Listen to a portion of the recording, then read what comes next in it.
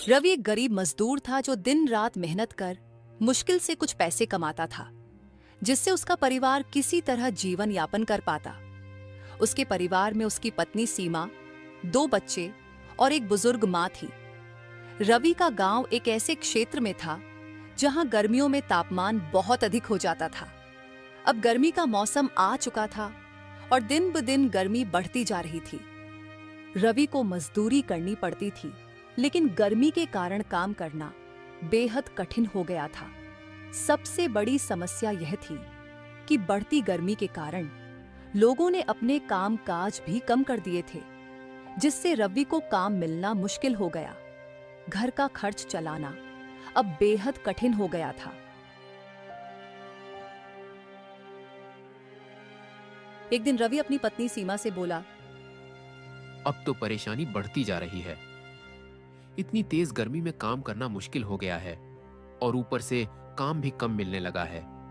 मुझे समझ नहीं आ रहा कि घर का खर्च कैसे चलेगा और माँ की दवाइयों के लिए पैसे कहाँ से आएंगे।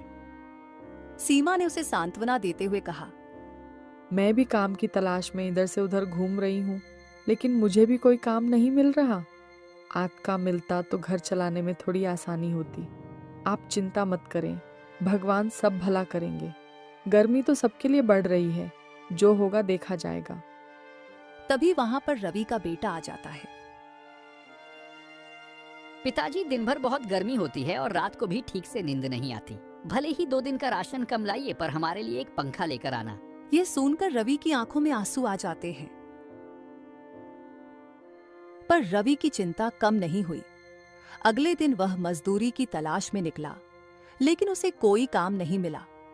वह अपने कुछ साथियों के साथ बैठकर बात करने लगा। हम लोग तो मेहनत करके ही अपना घर चलाते हैं। इस गर्मी के कारण सहकार लोग दिन भर अपने गोदाम बंद रखते हैं।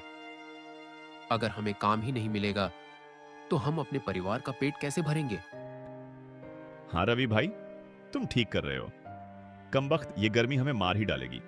और इस गर्मी के कारण साहूकार लोगों ने भी अपने गोदाम बंद कर रखे हैं। हम घर से बाहर काम करने के लिए निकलते हैं, अगर वही नहीं मिला तो हमारा घर कैसे चलेगा? उस दिन किसी को भी कोई काम नहीं मिला।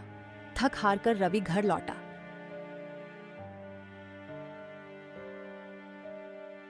लगता है ये गर्मी हमें मारकर ही मानेगी।